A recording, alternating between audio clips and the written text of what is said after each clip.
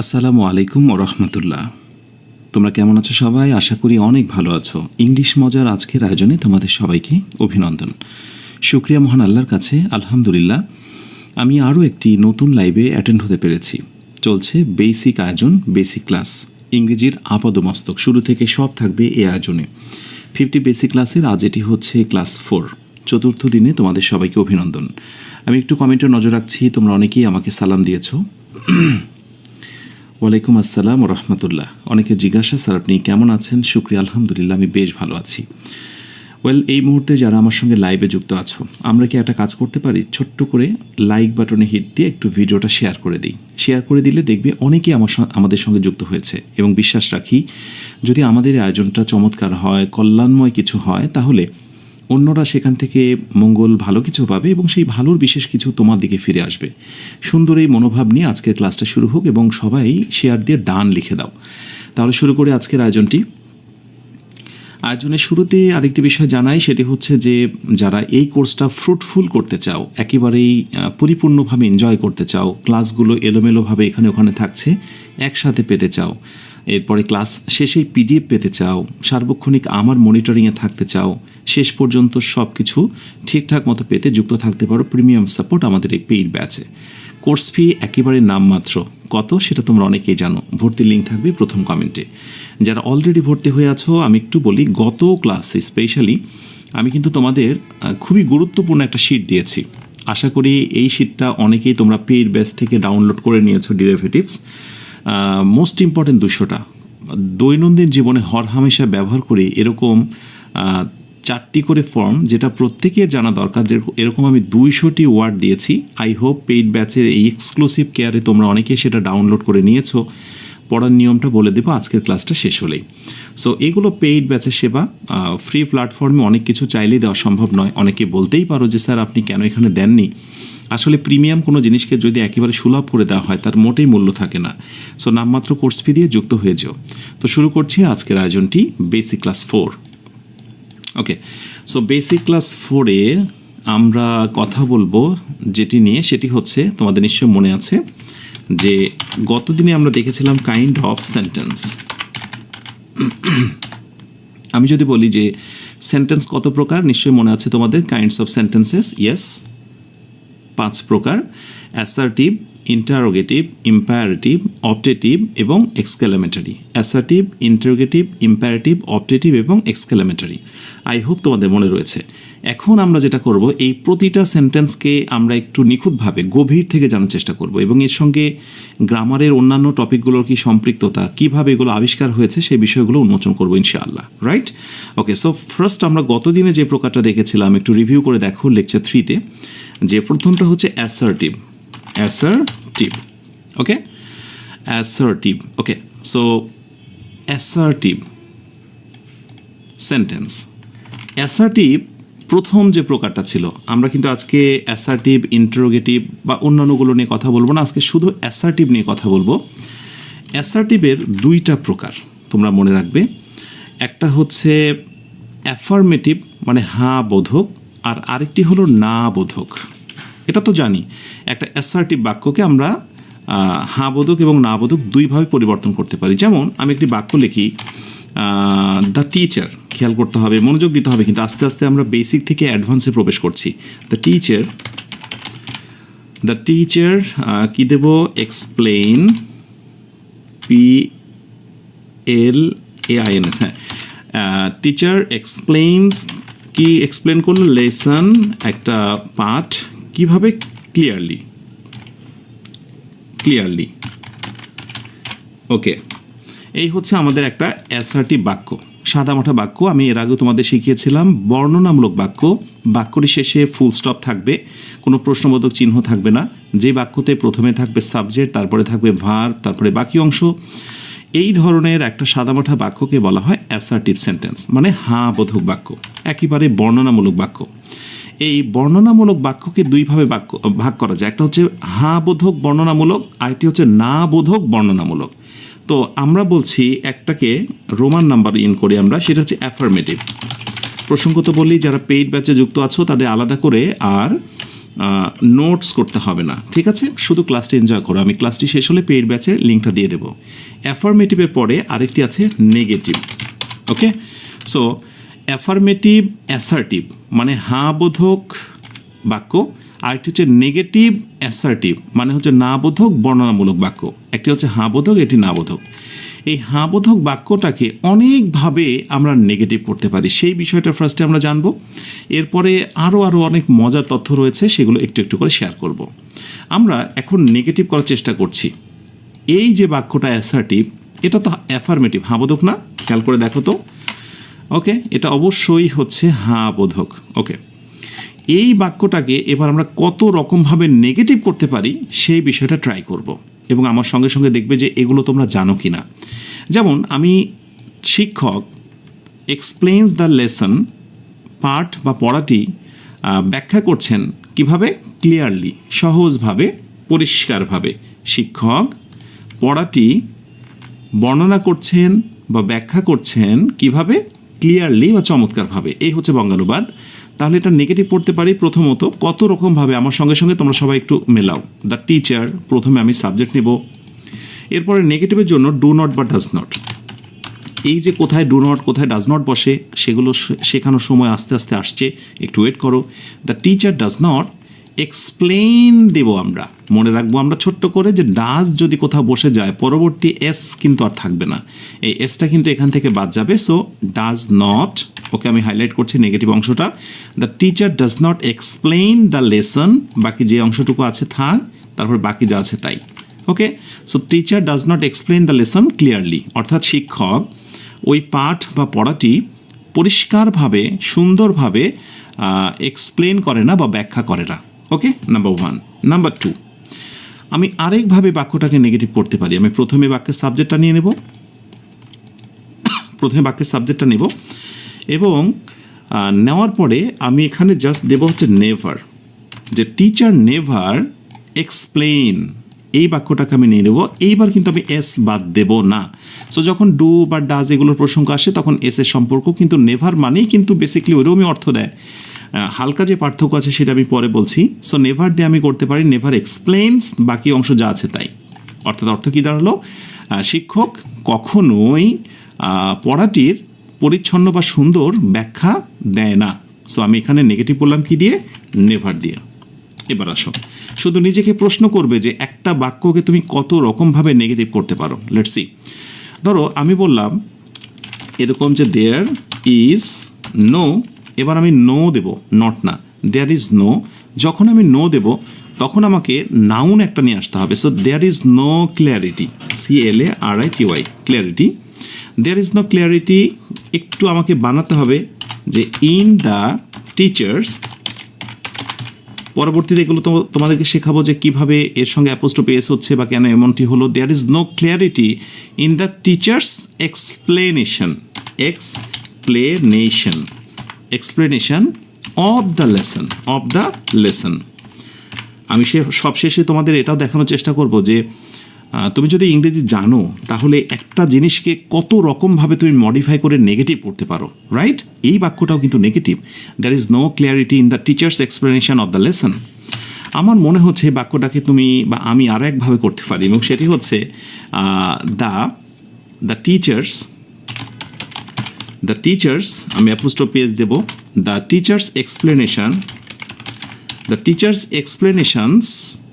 Explanations. আচ্ছা, আমাদের এর সঙ্গে কি এস ছিল কিনা প্রথম থেকে?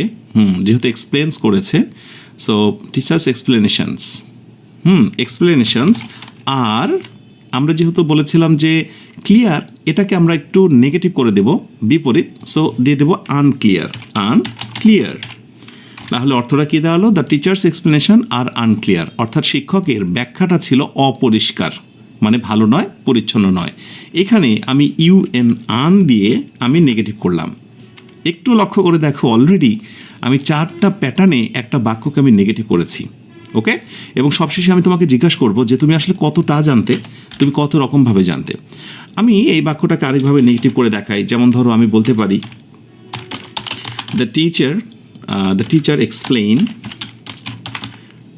টিচার এক্সপ্লেইনস, ব্যাখ্যা করে, নাথিং নাথিং, কোনো কিছুই ক্লিয়ারলি, মানে কোনো কিছুই ক্লিয়ারলি বলে না।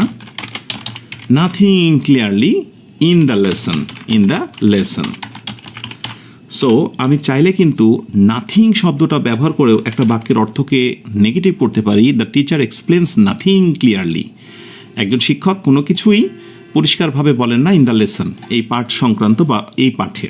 ওকে, আমি আরেকভাবে এটাকে নেগেটিভ করতে পারি। যেমন ধরো আমি বলতে পারি the teacher's explanation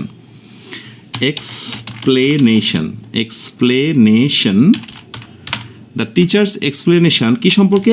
of the lesson অথবা অ্যাবাউট দ্য লেসন কি বলবো? Is not clear, CLEAR, clear. আর বেশি সামনে না এগোই।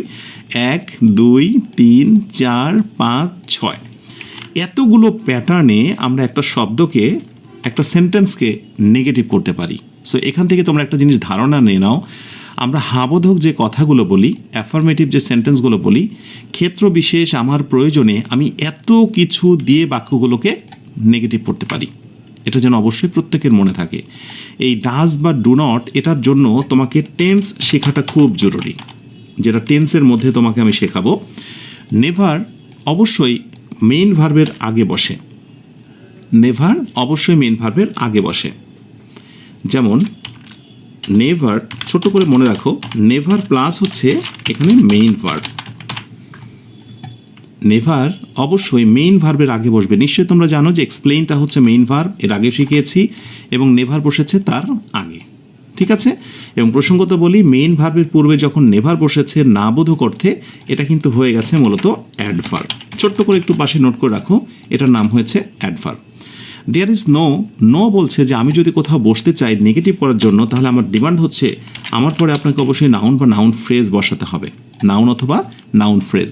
দেখো ক্লিয়ারিটি, যারা জানো না একটু ছোট্ট করে জেনে রাখো, শব্দের শেষে TY থাকলে সেটা নাউন হয়।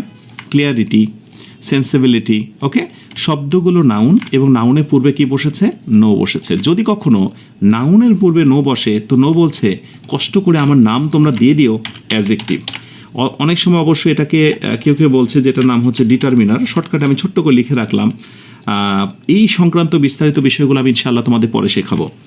ওকে, আচ্ছা, আমার সঙ্গে এই মুহূর্তে যারা যুক্ত আছো তারা হয়তো অনেকেই এরকম মনে হতে পারে যে স্যার এত তথ্য এত কিছু মনে রাখবো কীভাবে? আসলে এটা একটা পূর্ণাঙ্গ আয়োজন হচ্ছে, আমি সব কিছুই তোমাদের দেবো। তোমাদের কাজ হচ্ছে এগুলো জাস্ট নোট করে রাখা, এবং তোমাদের জীবনের জন্য এই আমি 1 থেকে 150 মানে 1 থেকে 50 পর্যন্ত যে ক্লাসগুলো নেব, সেটা যে কতটা গুরুত্বপূর্ণ, কত তথ্যবহুল, এটা সব শেষে অবশ্যই বুঝবে। দ্য টিচার্স, TEA, মাঝে মাঝে দু একটা বানান মিসিং হয়েছে আমার। The teacher explanations are unclear. এই যে UN, যখন রুট ওয়ার্ডের সাথে আমরা কোনো কিছু যুক্ত করি নেগেটিভ করার জন্য, যেমন ধরো আন, তারপরে হচ্ছে প্র্যাকটিক্যাল, ইমপ্র্যাকটিক্যাল, নেসেসারি, আননেসেসারি, এরকম বলি না? এই যে শব্দের শুরুতে মূলত রুট ওয়ার্ড, যেটাকে আমরা বলি হচ্ছে মেইন ওয়ার্ডটা হচ্ছে ক্লিয়ার। ওকে, এই মেইন ওয়ার্ডের শুরুতে আমরা যখন কোনো শব্দ বসে হাবোধক বা নাবোধক করে ফেলি, এই শব্দগুলোকে বলা হয় প্রিফিক্স। এই শব্দগুলোকে কি বলা হয়? প্রিফিক্স বলা হয়। ওকে, এখন অনেকের মনে হতে পারে স্যার আপনি সেন্টেন্স শেখাচ্ছেন নাকি অন্য কিছু? দেখো, শেখাটা হচ্ছে এটাই যে তুমি যখন কোনো লেসন শিখবে, ওর সঙ্গে টাচ বা ওর সঙ্গে রিলেশন রয়েছে এমন সব কিছুই কিন্তু তোমাকে শিখতে হবে। তাতে করে যেটা হবে, পরবর্তীতে এই জিনিসটাই তুমি যখন দেখবে তখন কিন্তু তোমার বুঝতে কষ্ট হবে না। ঝটপট করে ক্লাসের এই মোমেন্টে কাছের একজন বন্ধুকে এই ক্লাসটি একটু মেনশন করে দাও তো। আমরা খুব অল্প সময়ের ভেতরে আমরা 1K প্লাস আমার বন্ধুদেরকে এই সাথে দেখতে চাই। এরপরে আসো, দ্য টিচার এক্সপ্লেইনস নাথিংটা বেসিক্যালি যখন আমরা কোনো কিছু পজিটিভ বলি, যেমন ধরো এনিথিং, এই এনিথিং টাইপের জিনিসকে আমরা নেগেটিভ করার জন্য নাথিং ইউজ করি। ঠিক আছে? সো এনিথিংয়ের নেগেটিভ হচ্ছে নাথিং। ওকে, আরেকটি বিষয় হচ্ছে যেটা হলো তোমার এখানে একটু, এবং তোমাদেরকে আমি এক্ষুনি দেখাবো যে বড় বড় প্রতিযোগিতামূলক পরীক্ষাতে এই প্রশ্নগুলো জাস্ট কিভাবে আসে। এরপরে হচ্ছে নট দিয়ে, এবং সেটা কার পূর্বে বসেছে? অ্যাডজেক্টিভের পূর্বে। সো মনে রাখতে হবে যে নট প্লাস অ্যাডজেক্টিভ, এই মোমেন্টেও কিন্তু নটটা বসতে দেখা যায়, যেমন আর নট, ইজ নট, এরপরে হচ্ছে অ্যাজেক্টিভ। তো যখন অ্যাজেক্টিভের পূর্বে নট বসে যায় তখন সেটা কিন্তু হয়ে যায় অ্যাডভার্ব। কি হয়ে যায়? অ্যাডভার্ব হয়ে যায়। ব্যাস, এখন তোমরা হয়তো মনে করতে পারো কি শিখলাম এখান থেকে, কি হবে? এই তো এবার মজার কথা হচ্ছে, খুব বেশি দিন না, যদি তুমি এইচএসসি অথবা এইচএসসি মানে এসএসসি এইচএসসিতে থাকো তাহলে অ্যাডমিশনে দেখা পাবে, আর অ্যাডমিশন স্টুডেন্ট হলে চান্স পাওয়ার পর আবার জব পরীক্ষা দেখা পাবে। আর যারা একাডেমিকে পড়াশোনা করছো ফিলিং ইন দ্য গ্যাপে হেল্প পাবে। কীভাবে? দেখো, কোয়েশ্চেন করা হচ্ছে এইবার তোমাকে কোয়েশ্চেন করা হচ্ছে যে হি নেভার লাইকস ইউ। এবার নেভারের নিচে আন্ডারলাইন করে তোমাকে জিজ্ঞাসা করবে যে বলো তো বাবা, বাক্যটা তো নেগেটিভ, তুমি এটা জেনেছো, ওকে? সো এখন প্রশ্ন করা হচ্ছে এটা কি অপশান এ অ্যাসার্টিভ নাকি ইন্টারোগেটিভ নাকি ইম্পারেটিভ? তো আমি শিওর তুমি খুব জোরসে বলবে যে স্যার যতই নেগেটিভ থাকুক ওকে, কিন্তু বাক্যটা হচ্ছে assertive. Fine, so it's assertive, আমি লিখে দিচ্ছি অ্যাসার্টিভ। কিন্তু নেক্সট যে প্রশ্নটা করা হবে, নেভার নিচে আন্ডারলাইন করে অপশানে জিজ্ঞাসা করবে যে বলো তো বাবা এটা কি নাউন, এটা কি ভার্ব, অপশান সি এটা হচ্ছে অ্যাডভার্ব, অপশান ডি এটা হচ্ছে অ্যাজেক্টিভ। এরকম 4টা করে অপশান দেওয়া থাকবে। আন্ডারলাইন করা, বোল্ড করা শব্দটির নাম কি? আমার মনে হয় এবার যারা ক্লাসে ন্যূনতম মনোযোগ রেখেছিলে তারা পারবে। ধরো হতে পারে এই প্রশ্নটা তোমাকে করে ফেললো যে there is no possibility. There is no possibility, এই নো এর নিচে আন্ডারলাইন করে জাস্ট তোমাকে সেই অপশানগুলোই আবার দিয়ে দিচ্ছে, ওকে? যে বলো দেখি এইটার নাম কি। আরেকটি টেস্ট তোমাকে দিচ্ছে এবং সেখানে বলছে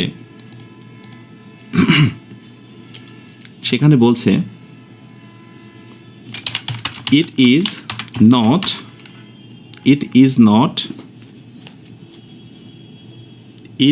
not helpful.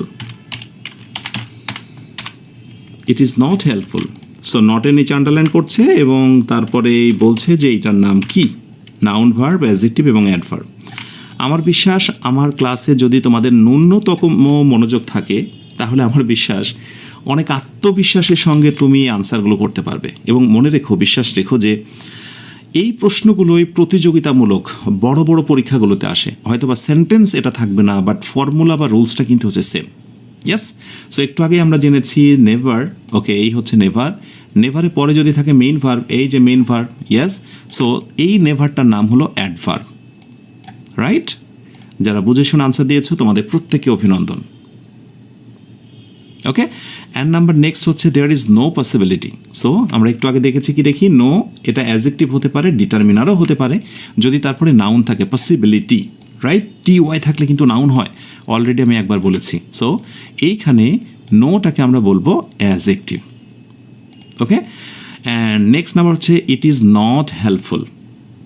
বি ভার্বের পরে নট এবং অ্যাডজেক্টিভ, তুমি খেয়াল করে দেখো, এই হচ্ছে নট এবং এই হচ্ছে হেল্পফুল, হেল্পফুল হচ্ছে অ্যাডজেক্টিভ।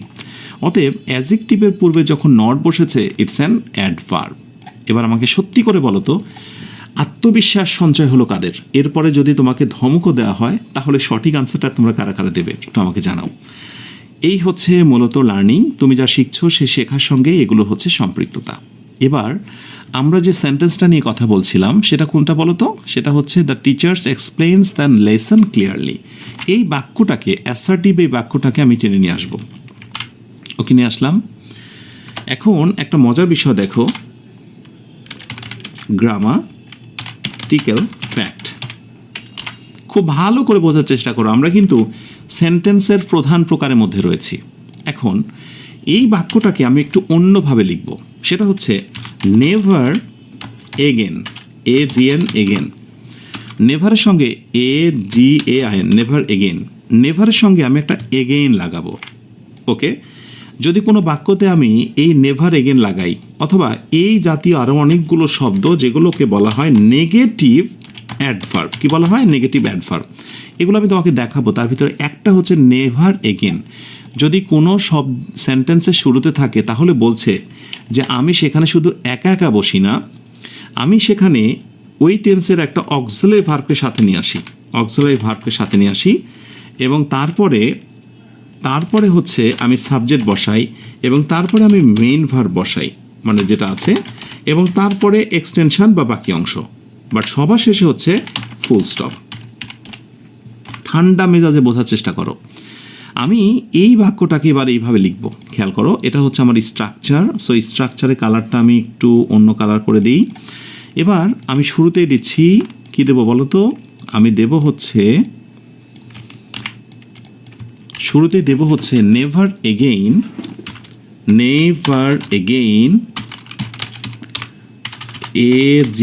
নেভার এগেইন, কখনোই আর দ্য টিচার নেব, এক্সপ্লেইনস আমি নেব, কিন্তু আমার সূত্র এবার আমি খেয়াল করব, নেভার এগেন যদি আমি কোনো বাক্যের শুরুতে নিই, তারপরে যদি আমি সাবজেক্ট নিয়ে আসি, আমি সাবজেক্ট নিয়ে আসবো, কিন্তু তার আগে অক্সিলারি ভার্ব নিয়ে আসতে হবে। যারা জানো মোটামুটি তারা এটুকু জানো যে এক্সপ্লেইনস মানে হলো প্রেজেন্ট ইনডিফিনিট টেন্স।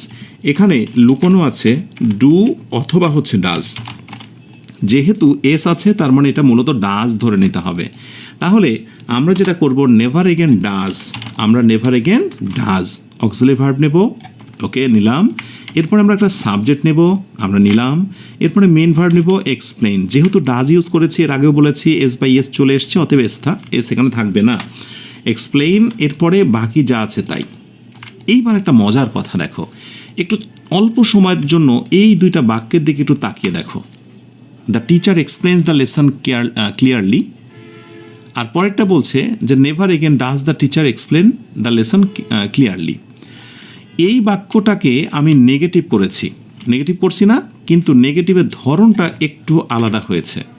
সো এই যে ধরনটা দেখলে, যে ধরনে তোমার অক্সিলারি ভার্ব চলে আসে সাবজেক্টের আগে, বিশেষ কিছু শব্দের সমন্বয়, শব্দগুলো আমি তোমাদের শেখাবো।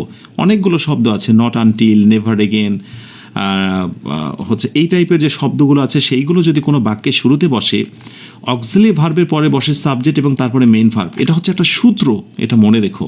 যদি কখনো এমন কোনো একটি বাক্য গঠন হয়, তাহলে এই ধরনের বাক্যের নাম হচ্ছে ইনভার্সন। কি বলতো? ইনভার্সন। এই বাক্যের নাম হলো ইনভার্সন। এখন তোমরা একটা জিনিস ভেবে দেখো তো, আমার সঙ্গে যারা মোটামুটি ইংরেজি জানো, আমার সঙ্গে যুক্ত হয়েছে, তারা বলো তো, ইনভার্সন এই টপিকটা তোমরা কিন্তু সেন্টেন্স পড়তে যেয়ে শেখো না, পার্টস অফ স্পিচ শিখতে যেও শেখো না, টেন্স শিখতে যেও শেখো না। এই ইনভার্সন জিনিসটাকে তোমাকে শেখানো হয় একেবারে সম্পূর্ণ আলাদা লেভেলে, অন্য একটা সময়, যার কারণে তুমি দেখে এটা অবাক হয়ে যাও। কিন্তু মনে রেখো, ইনভার্সন এই জিনিসটা জন্মই হয়েছে অ্যাসার্টিভ সেন্টেন্সটাকে বিশেষ জোর দিয়ে অর্থ প্রকাশের জন্য। তার মানে বিষয়টা হচ্ছে যে আমরা নতুন নতুন গ্রামারের যে শব্দগুলো দেখি, সেগুলো কিন্তু নতুন না, এগুলো পুরনো, শেখানো হয়নি, তাই আসলে মূলত কঠিন লাগে। এবারে একটু একটু করে আমরা একটু সামনে আগাই। এখানে কি দেখলাম? ইনভার্সন দেখলাম, রাইট? এবার আসো, the teacher explains the lesson carefully. আমি বাক্যটাকে আবার টেনে নিয়ে আসলাম, ওকে। দ্য টিচার এবং তারপরে এস হয়েছে। মনে রেখো, যদি কোনোভাবে আমি একটু খেয়াল করো, যদি টিচারে যাতে টিচার্স দিতাম, তাহলে আমি এক্সপ্লেনের সঙ্গে এস দিতে পারতাম না। দয়া করে সাবজেক্ট সিঙ্গুলার, ভার্বটা হচ্ছে সিঙ্গুলার, সাবজেক্ট প্লুরাল, ভার্ব হচ্ছে প্লুরাল। ছোট্ট এই সূত্রটা মনে রেখো। সাবজেক্ট অনুযায়ী ভার্বের যে পরিবর্তন, ভার্বের যে মিথস্ক্রিয়া, ভার্বের যে সম্পৃক্ততা, সাবজেক্টের সঙ্গে ভার্বের যে মিল বন্ধন, আমি একটু সহজ করে যদি বলি, দ্য টিচার ইজ, কথার কথা, সিঙ্গুলার, ভার্ব সিঙ্গুলার। কিন্তু যদি বলি টিচার্স, এটা হচ্ছে প্লুরাল, এবং ভার্বটা তখন হয়ে যাবে প্লুরাল। এই যে সাবজেক্টের সঙ্গে ভার্বের যে মিথস্ক্রিয়া বা যে সম্পর্ক, এইটাকেই বলা হয় কি বলতো? বুঝতে পেরেছ কারা? রাইট, এটাকে বলা হয় সাবজেক্ট, তারপরে হচ্ছে ভার্ব, এগ্রিমেন্ট মানে চুক্তি, এটাকে বলা হয় এগ্রিমেন্ট, এটাকে বলা হয় সাবজেক্ট ভার্ব এগ্রিমেন্ট। সাবজেক্টের সঙ্গে ভার্বের যে সম্পর্ক, তো দেখবে যে এই জায়গাটা একটা হাইফেন দেওয়া থাকে। তাহলে আমরা অ্যাসার্টিভ একটা সেন্টেন্স পড়তে এসে তার নেগেটিভ দেখেছি, আমরা ইনভার্সন নামক নতুন একটা টপিকের সঙ্গে পরিচিত হলাম, আমরা দেখলাম সাবজেক্টের সঙ্গে ভার্বের যে সম্পর্ক গ্রামারের ভাষায় সেটাকে বলা হয় সাবজেক্ট ভার্ব এগ্রিমেন্ট, রাইট? আমরা আর একটু সামনে এগোই। যেমন এই বাক্যটার কথাই বলি, এই বাক্যটাতে দেখা যাচ্ছে যে সাবজেক্ট এইটা হওয়ার কারণে ভার্বের সঙ্গে এস হয়েছে না? এই যে ভার্বের সঙ্গে এস হয়েছে, কোনো কোনো সময় দেখবে যে এক্সপ্লেইনড ইডি আছে, রাইট? কোনো কোনো সময় দেখবে আইএনজি আছে, রাইট? এই যে ভার্বের সাথে পরিবর্তনগুলো এস বাই এস ইডি যুক্ত হওয়ার যে পরিবর্তন, সেটার নামই হচ্ছে টেন্স। এই টেন্স নিয়ে আমরা বিশদ আলোচনা করব। শুধু ছোট্ট করে শুনে রাখো যে টেন্স নামক একটা জিনিস ইংরেজিতে রয়েছে, রাইট? আমরা যদি আরেকটু সামনে এগোই তাহলে একটা মজার জিনিস দেখবো। The teacher explains the lesson carefully. The teacher explain the lesson carefully. Okay, একটু সামনে এগোই। The teacher explains the lesson carefully, বা ক্লিয়ারলি। অর্থাৎ শিক্ষক পাঠ বা পড়াটি সুন্দরভাবে স্বচ্ছভাবে ব্যাখ্যা করেন। এই যে ব্যাখ্যা করেন, ব্যাখ্যা করার ধরনটা কেমন বলো তো? ক্লিয়ারলি, চমৎকারভাবে। আমি এই বাক্যটায় যদি ক্লিয়ারলি না দিই তাও কিন্তু বাক্যটা হবে এক্সপ্লেইন দ্য লেসন। লেসনটি আবৃত করে, লেসনটি সে ব্যাখ্যা করে, কিন্তু কিভাবে করে? ক্লিয়ারলি নাকি আনক্লিয়ারলি? তো তুমি বলছো ক্লিয়ারলি, তার মানে ভার্বের সম্পর্কে অতিরিক্ত যে চমৎকার তথ্যটি দিল এই বেচারা, রাইট? এইটার নাম হচ্ছে অ্যাডভার্ব, রাইট? অ্যাডভার্ব ভার্বের সঙ্গে সম্পৃক্ত। অ্যাডভার্বের অন্য নাম হচ্ছে মডিফায়ার, FIER। শুধু শিখে রাখো যে এই মডিফায়ার নামক জিনিস একটা আছে, এটা নিয়ে আমরা কথা বলবো। আমার উদ্দেশ্য হলো যে একটা ছোট্ট সেন্টেন্সের ভিতরে গ্রামারের যে প্যাটার্নগুলো আছে সেগুলো সম্পর্কে সুন্দর করে জানা। ওকে, সো আমরা জেনে নিলাম এই যে ব্যাখ্যা দিল পরিষ্কারভাবে, ভার্ব সম্পর্কে অতিরিক্ত তথ্য দিল, রাইট? এটার নাম হচ্ছে মডিফায়ার। ওকে, আচ্ছা, এবার আমরা যদি আরেকটু সামনে এগোই তাহলে আরেকটা জিনিসের সঙ্গে পরিচিত হব। The teacher explains the lesson carefully বা ক্লিয়ারলি। এই বাক্যটা তুমি লক্ষ্য করে দেখো, এইটা একটা স্বাধীন বাক্য। এই বাক্যের অর্থ প্রকাশের জন্য আরেকটি বাক্যের উপরে নির্ভর হতে হচ্ছে না। হচ্ছে কি না, এটা একটা স্বাধীন বাক্য।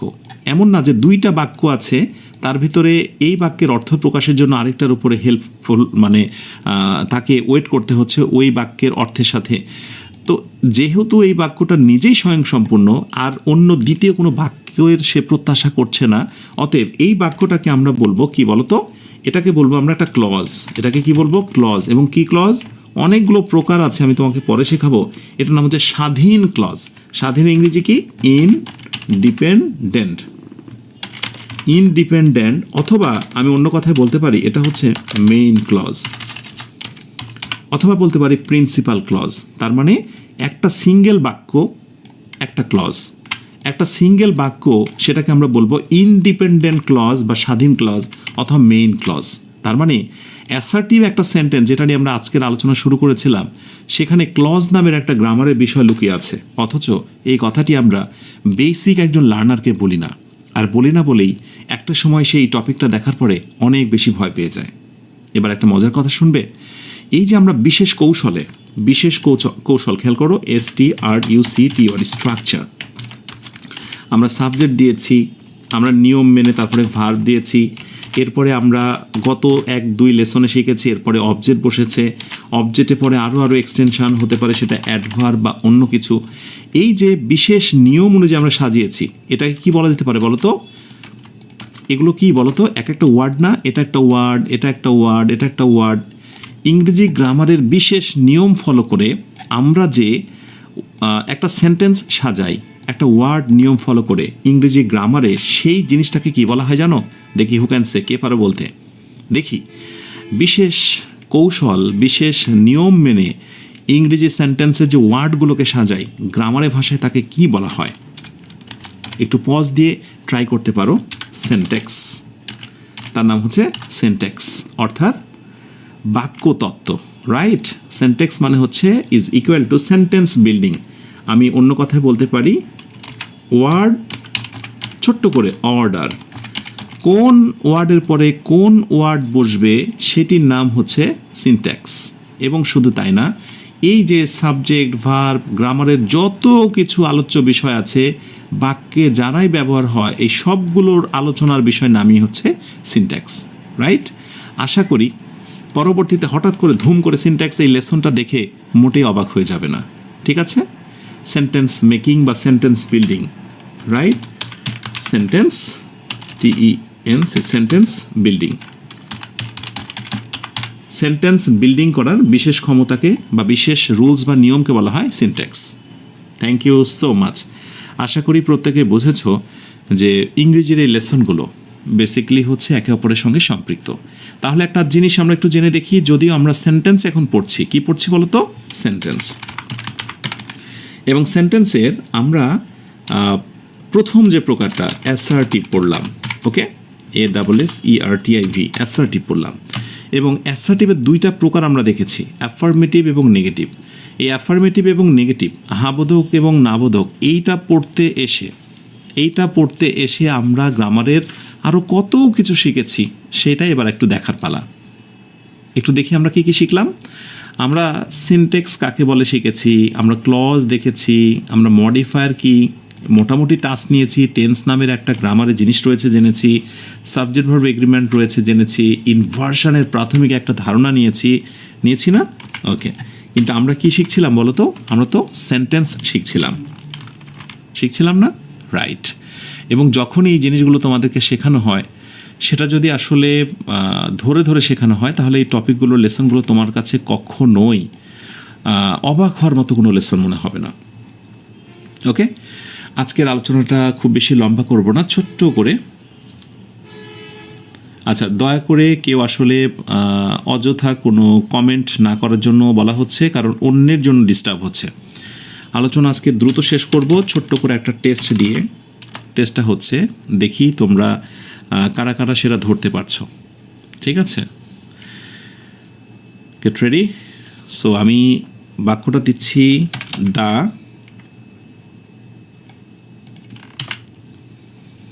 The boys, okay, the boys demand, অর্থাৎ বালকদের চাহিদা, অ্যাবাউট দ্য প্রবলেমস, সমস্যা সম্পর্কে বালকদের যে চাওয়া, ডিমান্ড। সো আমি বলবো problems, filling in the gap, মেনশনেবল,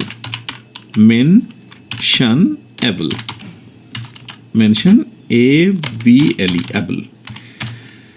ঠিক এই ফিলিং ইন দ্য গ্যাপে আমি কি ভার বসাবো? অপশান এ আমি কি ইজ নেব, অপশান বি আমি আর নেব। ঝড়ো গতিতে ঝটপট করে জানাও দেখি।